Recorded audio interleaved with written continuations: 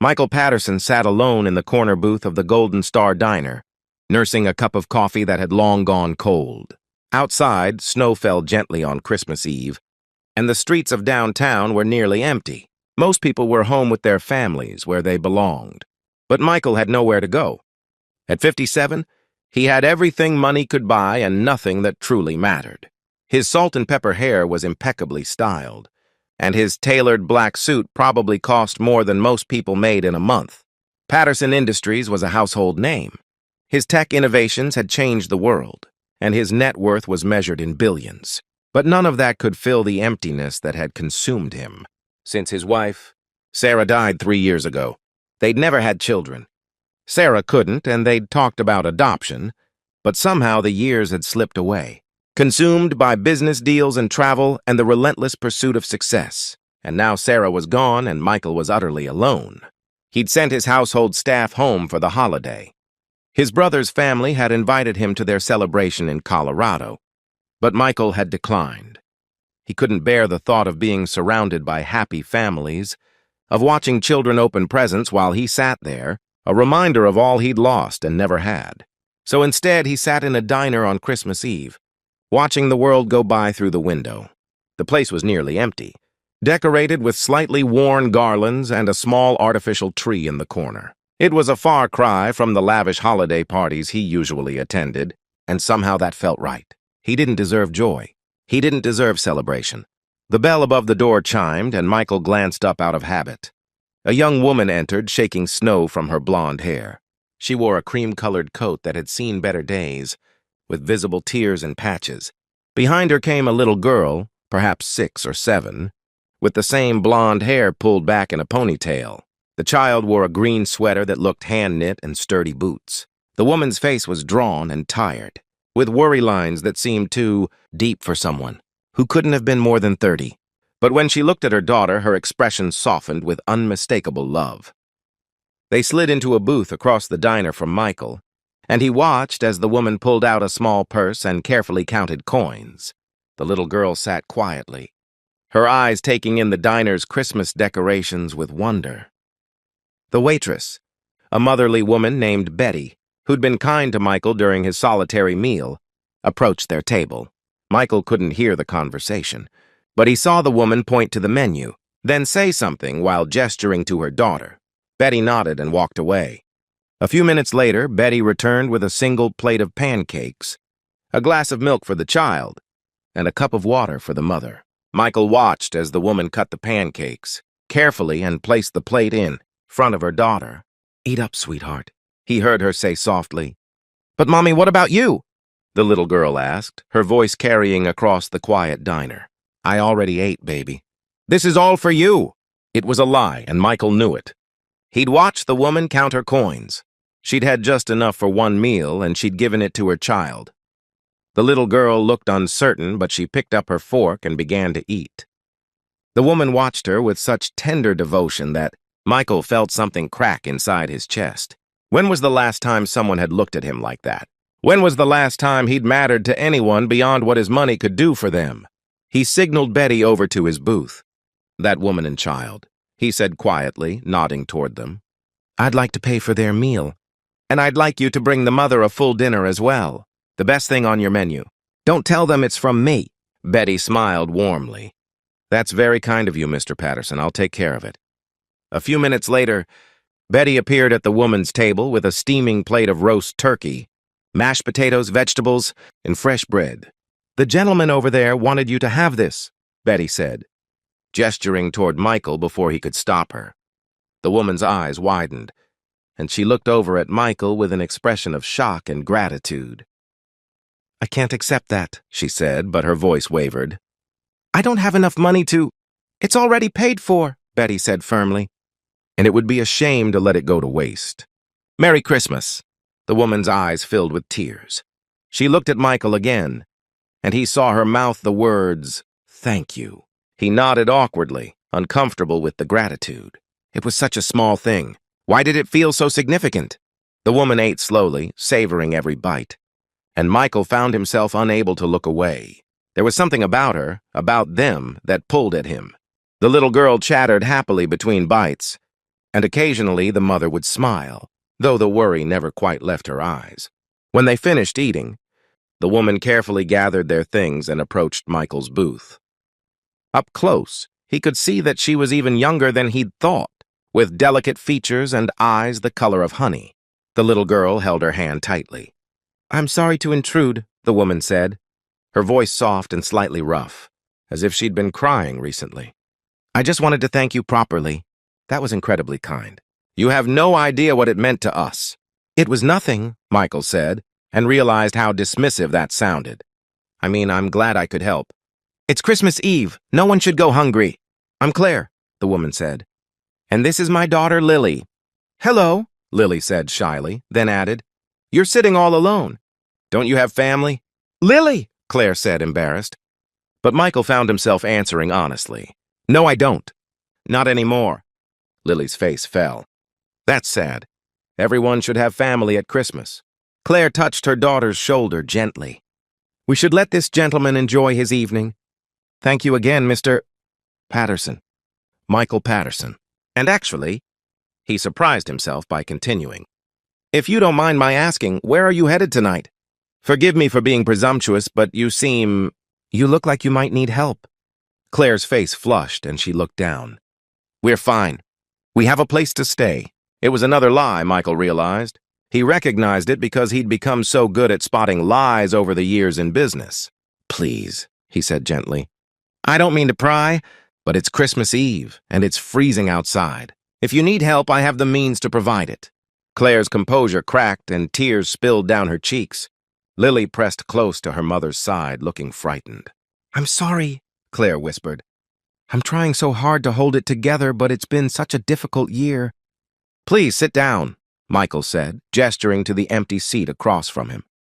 "You don't have to tell me anything. But if you want to talk, I'm a good listener." Claire hesitated, then slid into the booth, pulling Lily in beside her. For a moment, she just sat there, struggling to compose herself. Then the words came tumbling out. "I lost my husband 11 months ago, Daniel. He had a heart attack." "He was only 32. We didn't have much life insurance. And I've been trying to keep us afloat. But I lost my job 3 weeks ago when the company downsized. I've been looking for work, but it's Christmas, and no one's hiring right now. We lost our apartment 5 days ago because I couldn't make rent.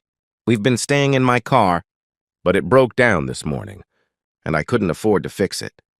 I spent our last money on gas to run the heat, and when that ran out, we came here because I knew at least I could get Lily one warm meal." She covered her face with her hands. "I'm a terrible mother.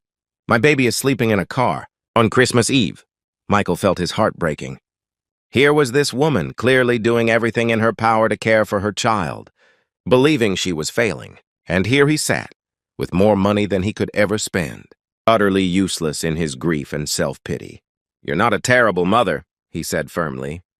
"You're doing everything you can in an impossible situation. And you know what? Tonight, that changes." Claire looked up at him, confused. Michael pulled out his phone and made a call. "Robert, I know it's Christmas Eve, but I need you to book a suite at the Grandview Hotel. 2 rooms. Put it under Claire." He looked at her questioningly. "Morrison," she whispered. "Claire Morrison. Indefinite stay. Charge it to my personal account." He paused. "Also, I need you to get me the number for Sandra Chen. Yes, I know it's late. It's important." He ended the call and looked at Claire, who was staring at him in disbelief. "The hotel will be ready in half an hour. You and Lily will have a warm place to stay for as long as you need. Tomorrow is Christmas, so we'll let you rest and celebrate the day. But the day after, I'd like you to meet with Sandra Chen. She's the director of human resources at Patterson Industries. We can find a position for you." "I don't understand," Claire said, shaking her head. "Why would you do this for us? You don't even know us." Michael was quiet for a moment, thinking about how to answer. Finally, he said, "My wife Sarah died 3 years ago. We never had children. For 3 years, I've been going through the motions, building my company bigger and bigger, making more money, but none of it means anything. Tonight, I was sitting here feeling sorry for myself, drowning in my own loneliness. And then I watched you give your daughter the only meal you could afford. I watched you lie to her so she wouldn't feel guilty for eating. I watched you show more love and selflessness in 5 minutes than I've shown in 3 years. You reminded me of something I'd forgotten. What's that? Claire asked softly. That love is what matters. Not money, not success. Love. You have so little, but you're so rich. And I have everything, but I'm bankrupt in the ways that count. He smiled sadly. So maybe you're not the only one being helped tonight. Maybe I need this as much as you do. Maybe more. Lily, who had been listening quietly, suddenly spoke up. Are you lonely? Lily, Claire said again, but Michael held up his hand. Yes, he told the little girl honestly. I'm very lonely. Lily thought about this seriously, then said, You could spend Christmas with us. Mommy always says Christmas is better when you share it. Michael looked at Claire, who had tears streaming down her face again. She's right, Claire said. If you'd like to join us, we'd be honored.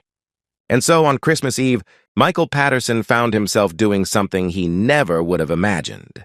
After getting Claire and Lily settled into their hotel suite, he returned with bags of Chinese takeout from the only restaurant open late, along with a small Christmas tree he'd convinced a street vendor to sell him, and a few wrapped presents he'd frantically purchased from a 24-hour drugstore.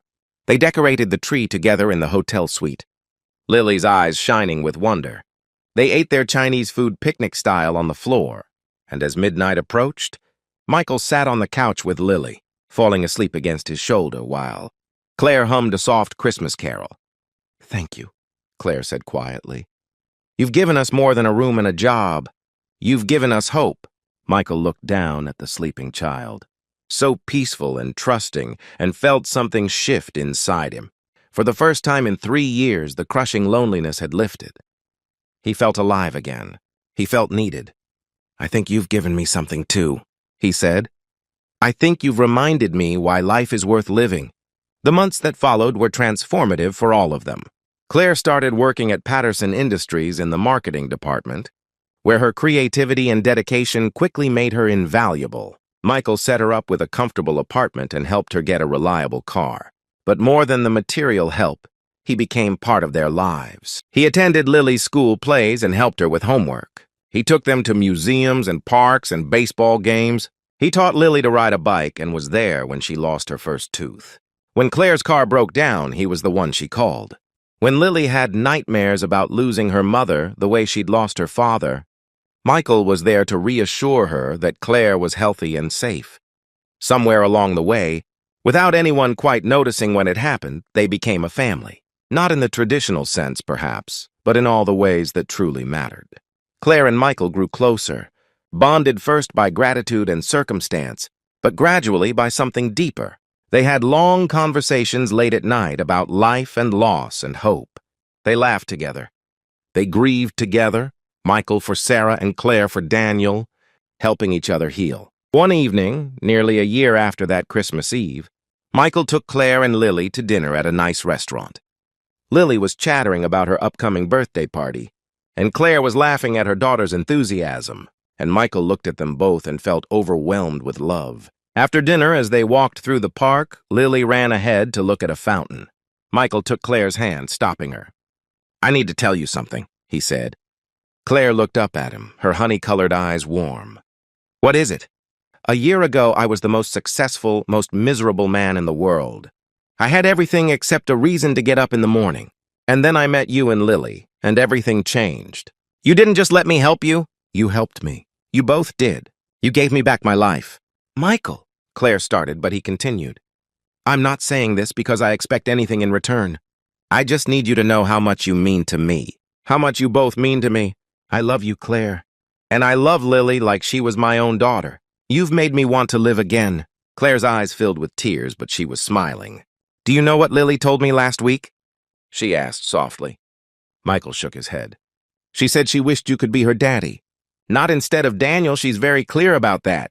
But in addition to, she said she has 2 daddies now, one in heaven and one here, and that makes her extra lucky. Michael felt tears sting his own eyes. What did you tell her? I told her that love doesn't work like math. You can't add it up or divide it. Love just grows to fill whatever space it needs, and that she's absolutely right. She's very lucky.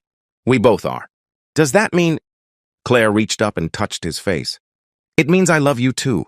It means I think Sarah would be happy that you found happiness again, and it means if you want to be part of this family officially, we'd like that very much. Michael pulled her close, holding her as if she might disappear. I want that more than anything in the world. They were married the following spring in a small ceremony with just close friends and family. Lily was the flower girl, beaming in her white dress. Michael's brother gave a toast about how love could heal even the deepest wounds. Claire's mother cried happy tears. But the moment that mattered most came at the end of the ceremony. When Michael knelt down in front of Lily, I want to ask you something important, he said. Lily looked at him solemnly. Okay. Your mom and I just got married, which means we're officially a family now. But I wanted to ask you if it would be okay if I adopted you. If you'd let me be your dad legally and forever. You'll always have your first daddy in your heart. And that's exactly how it should be. But if you'd let me, I'd like to be your dad, too. Lily threw her arms around his neck. Yes, I want that. Michael held her tight.